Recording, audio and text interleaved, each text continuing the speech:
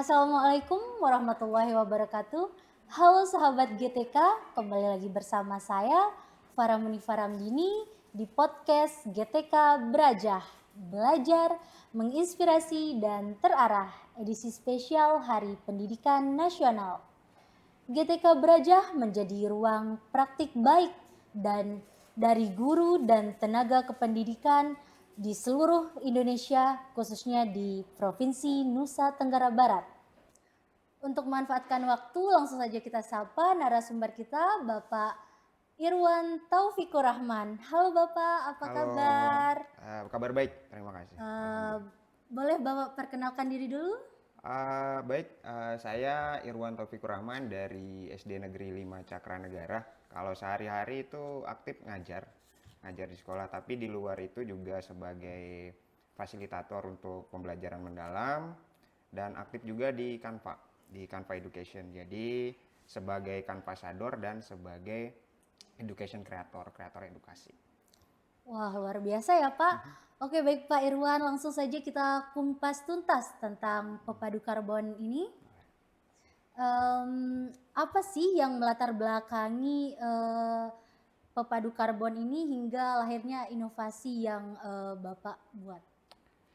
Pepadu karbon, saya tarik sedikit ya ke belakang. Jadi sebenarnya itu dari kalau mulai aktif bikin aplikasi itu sekitar 2021. Jadi tahun 2021 itu buat beberapa media pembelajaran digital, cuma masih terpisah nih, masih berdiri sendiri. Dan pada akhirnya tahun 2024 yang terpisah-terpisah itu dicoba dibuat jadi satu. Jadi ada namanya dulu 2024 itu Tegining Teganang. Nah, suksesnya Tegining Teganang ini uh, kita kan rancangnya dia fleksibel nih. Jadi kayak framework gitu. Jadi bisa dikembangkan ke materi pembelajaran yang lain. Nah, suksesnya Tegining Teganang di 2024 itu buat kita mikir nih, 2025 kita bikin apa ya? Apakah memang benar ini si Tegining Teganang ini frameworknya ini bisa fleksibel ke mapel lain. Nah, dari situ kita mulai coba diskusi sama guru-guru. Kita kejar dulu nih DPL-nya. Mau yang mana? Jadi kita ngambil keluargaan, kolaborasi, sama penalaran kritis. Nah, dari situ baru turun. Nah, untuk kejar yang tiga ini kira-kira kita bisa dapat dari materi apa, pelajaran yang mana. Kita coba diskusi, analisis data yang kita punya, hasil-hasil nilai dan sebagainya. Akhirnya ketemu, oh ini emisi energi dan emisi karbon. Nah, dari situ kita coba turun lagi, kita ngambil-ngambil data yang lain. Intinya ini lahir dari ternyata siswa-siswa saya di kelas itu masih di tahap pemahaman dasar, Mbak. Jadi rata-rata itu masih ada di unistruktural dan multistruktural kalau kita bicara Solo. Nah, dari situ kita apa ya, kalau dari nilai memang dari situ, dari pemahaman dasar itu masih nyantol di situ, nggak bisa mereka kaitkan dengan kehidupan mereka sehari-hari, apalagi lebih. Nah, selain itu partisipasi orang tua juga. Di 2024 itu setelah kita coba libatkan orang tua, ternyata bagus gitu. Cuma kan masih porsinya sedikit. Nah, akhirnya kita coba gandeng lagi orang tua di 2025 ini lewat pepadu karbon. Di mana di situ kita buat yang namanya kelas orang tua hebat untuk kita ngobrol sama orang tua, diskusi tentang kemitraan kita di sekolah. Selain itu dari hasil asesmen juga, dari asesmen awal diagnostik kita, siswa itu masih kurang aktif gitu loh. Memang sudah mulai ada yang aktif, tapi ada satu dua yang uh, masih kurang gitu. Nah, itulah latar belakang awal terbentuknya atau lahirnya inovasi pepadu karbon itu. Kurang lebih kayak gitu sih, Mbak. Oke, baik Pak Irwan. Kemudian apa sih dampak yang paling signifikan yang dirasakan oleh siswa, guru dan orang tua setelah implementasi dari program ini? Kalau kita bicara dampak, ya tentunya kita ada tolak ukurnya, ada alat ukurnya. Yang pertama tadi seperti yang saya bilang, kalau kita bagi siswa itu kita ngukurnya dari data awal yang kita peroleh kan. Kalau data awal yang kita peroleh di asesmen awal itu masih 80% ada di tahap pemahaman dasar. Ada masih di memahami. Ada beberapa yang sudah di posisi mengaplikasi. Nah, setelah kita terapkan pepadu karbon ini, alhamdulillah. Jadi sebagian besar itu sudah masuk di tahap relasional. Bahkan ada beberapa memang yang sudah di extended abstract kalau kita bicara solonya. Kalau itu yang dari siswa ya. Kalau dari orang tua ya mereka merasa dilibatkan penuh gitu loh. Jadi sekolah itu nggak berdiri sendiri nih. Sekolah ya urusan sekolah, pendidikan, orang tua urusannya di rumah untuk ngasuh anak gitu enggak. Tapi melalui pepadu karbon ini selain orang tua juga kan kita libatkan, kita undang dia ke sekolah sebagai narasumber. Mereka juga sebagai narasumber di rumah. Kemudian kita buatkan kelas orang tua hebat untuk menunjang pepadu karbon itu gitu loh. Jadi dampaknya kepada orang tua ya mereka terlibat langsung ke dalam proses perkembangan anaknya. Kemudian untuk bagi guru sendiri ini jadi cambuk. Jadi bagaimana kita bertransformasi dari yang tadinya kita hanya kejar yang namanya kognitif, tapi kita juga bentuk karakter di sini. Kembali lagi ke pepadu itu gitu loh. Oke, baik Pak Irwan, ini masuk ke dalam materi pelajaran apa ya kalau boleh tahu? IPAS di fase C. Jadi di situ ada CP tentang energi. Oke, sejauh mana sih peran teknologi digital ini yang seperti aplikasi interaktif yang sudah Bapak jelaskan dan geomisi emisi IR itu dalam meningkatkan pedoman siswa tentang emisi karbon itu seperti apa, Pak?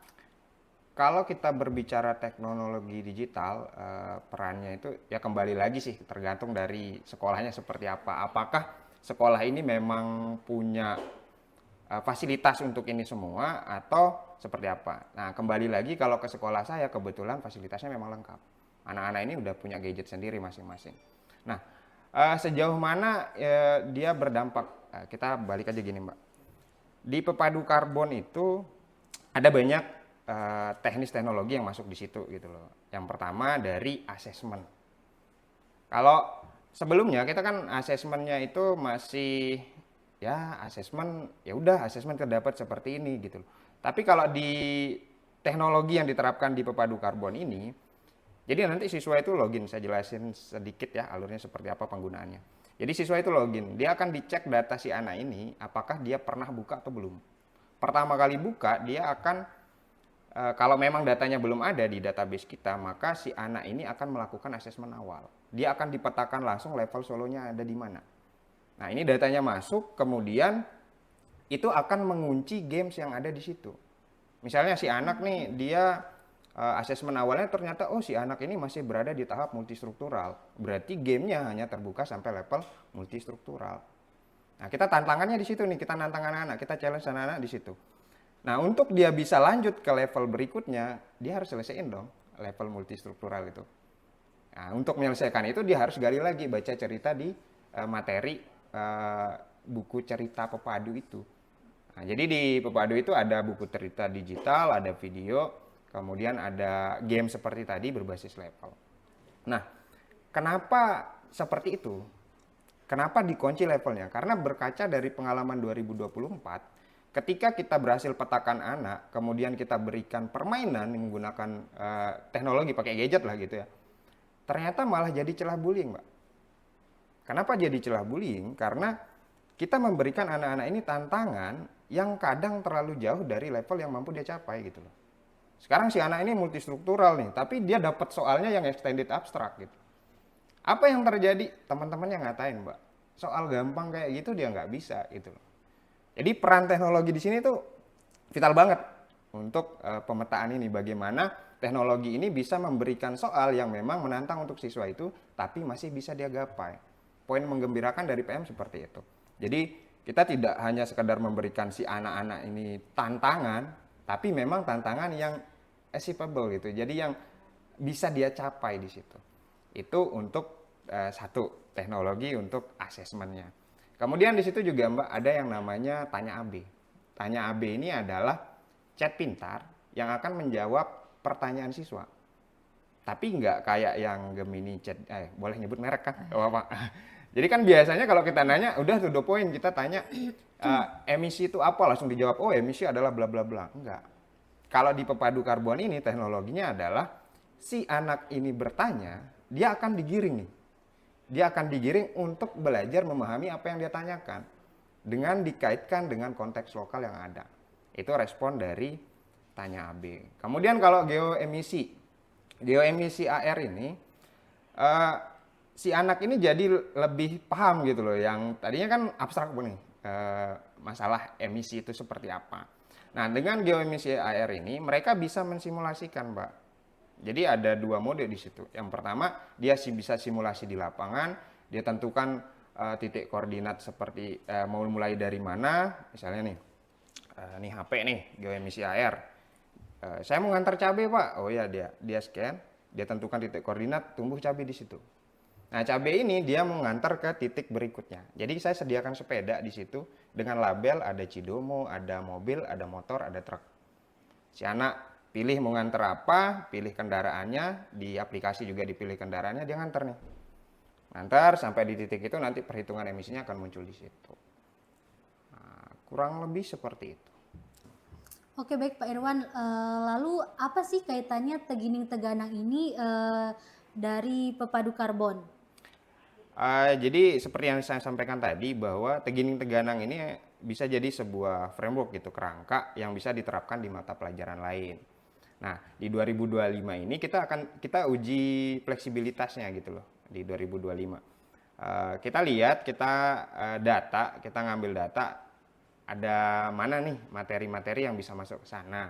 Nah, kita dapat ternyata dari hasil asesmen awal, kemudian observasi dan sebagainya, bahwa anak-anak ini banyak berada di tahap pemahaman dasar untuk di materi energi dan emisi karbon. Jadi mereka tahu apa itu energi, tapi nggak tahu hubungannya sama kehidupan mereka seperti apa. Sehingga ya mereka cuma hanya tahu gitu loh. Oke, baik Pak Irwan. Lalu bagaimana konsep Bapak dalam pembelajaran mendalam terkait dalam kehidupan sehari-hari siswa?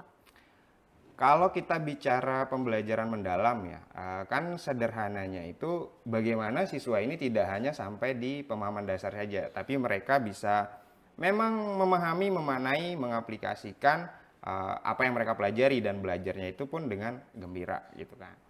Nah, jadi bagaimana saya kaitkan itu dengan kehidupan siswa, materi ini, deep learning, dan kehidupan sehari-hari siswa. Jadi sekolah saya itu ada di wilayah ekonomi, Mbak. Jadi hidupnya di sekitar kawasan pertanian sama perdagangan.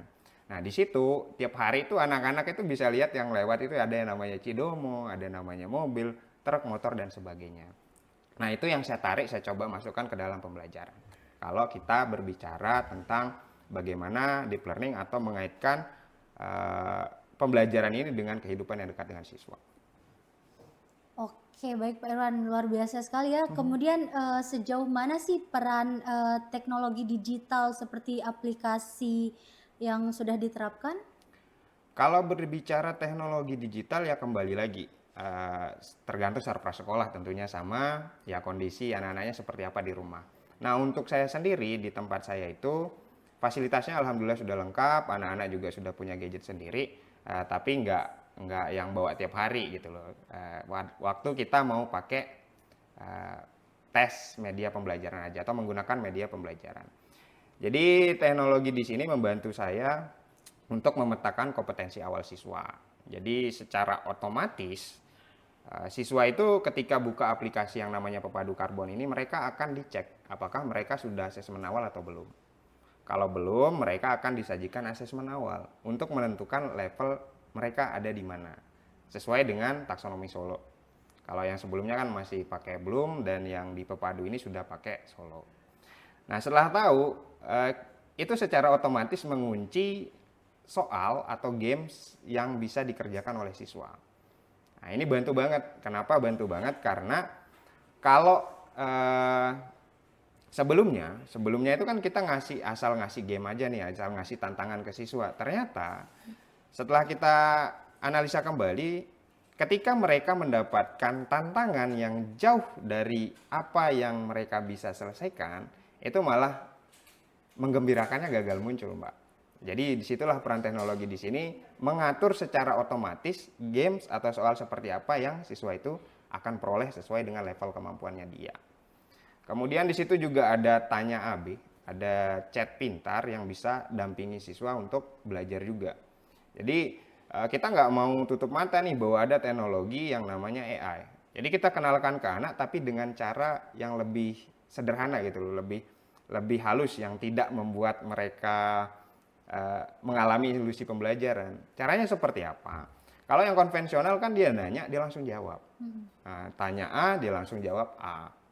Nah, kalau di chat pintar di Pepadu Karbon ini, ketika siswa bertanya dia nggak dijawab langsung jawabannya, Mbak. Tapi diajak siswa ini untuk berpikir apa yang dia tanyakan itu. Kita tumbuhkan growth mindset-nya di situ. Apa yang dia tanyakan itu, kemudian bagaimana alur supaya si anak ini memahami apa yang dia tanyakan dan bisa menyelesaikan apa yang dia tanyakan. Tentunya dengan dikaitkan dengan konteks lokal. Dan yang berikutnya, yang terakhir itu ada geomisi AR. Emisi karbon ini kan hal yang abstrak gitu, Pak. Nggak bisa lihat kasat mata lah gitu modelnya. Nah, lewat teknologi ini, lewat pepadu karbon ini, anak-anak bisa mengukur itu, visualisasikan itu, mengukur itu langsung. Jadi dia bisa mengukur ketika dia mengantarkan sebuah objek 3 dimensi cabe ke titik A ke titik B, itu dia bisa ngukur. Kalau pakai Cidomo gimana, kalau pakai Bemo gimana, kalau pakai motor gimana. Nah, selain itu kita kan di Pepadu itu juga, Mbak, kita ajak anak-anak ini mengunjungi pengolahan kompos. Pengolahan kompos dengan 3 mode transportasi. Di situ memang ada Cidomo, di situ ada mobil, ada ojek. Nah, 3 ini kita dapat dari kelas orang tua hebat namanya, Mbak. Waktu kita di awal sebelum perencanaan itu. Nah, 3 kendaraan ini dipakai sama siswa ke sana. Sekalian pakai aplikasi Pepadu Karbon juga untuk ngukur. Sampai di tempat pengolahan kompos, mereka membandingkan nih, anak-anak yang tadi naik Cidomo, berapa emisinya? Anak-anak yang tadi naik mobil, berapa emisinya? Yang naik ojek, berapa emisinya? Nah, jadi mereka bisa mempraktikkan langsung gitu loh melalui teknologi itu. Gitu. Kurang lebihnya seperti itu. Oke, luar biasa sekali ya Pak Irwan. Kemudian bagaimana dampak yang paling signifikan yang dirasakan oleh siswa, guru, dan orang tua yang setelah diimplementasikan program ini? Setelah mengimplementasikan program ini, dampaknya seperti apa? Oke, kalau kita berbicara dampak, tentunya ada sesuatu yang terukur gitu, Mbak ya. Jadi di awal siswa, kalau berkaitan dengan siswa itu awalnya siswa ini kan dari hasil asesmen awal itu sekitar 80% itu masih di level memahami. Masih di unistruktural dan multistruktural kalau kita bicara Solo. Nah, setelah penerapan ini rata-rata udah masuk di relasional dan ada beberapa yang memang sudah di extended abstract. Jadi ada peningkatan kalau kita berbicara kemampuan di situ. Kemudian karakter. Jadi kita nggak hanya fokus di kenaikan itu aja untuk siswa. Jadi dampaknya siswa ini bisa beberapa itu sudah jadi pepadu. Kenapa pepadu karbon? Pepadu karbon simbol semangat juang. Simbol semangat juang siswa ini untuk menyelesaikan atau mencoba setidaknya berpartisipasi dalam menyelesaikan masalah krisis iklim gitu. Jadi karakternya sudah mulai terbentuk. Ini kita bisa lihat dari data hasil observasi bagaimana mereka dalam proyeknya menanam cabai. Ada tanam cabainya di situ di proyek akhirnya. Oke, baik Pak Irwan, kalau dari dampak orang tua sendiri itu bagaimana ya Pak? Kalau kita bicara dampaknya ke orang tua, ya orang tua ini sudah merasa terlibat dalam sekolah gitu. Jadi melalui kelas orang tua hebat, itu kan kita dapat orang tua yang bisa kita libatkan dalam inovasi ini. Nah, itu yang kita undang ke sekolah. Nah, selain dia diundang ke sekolah, selain kita manfaatkan sebagai yang tadi yang bawa Cidomo, mobil sama ojek, itu anak-anak ini juga kita udah ada bagian di mana mereka harus wawancari orang tuanya.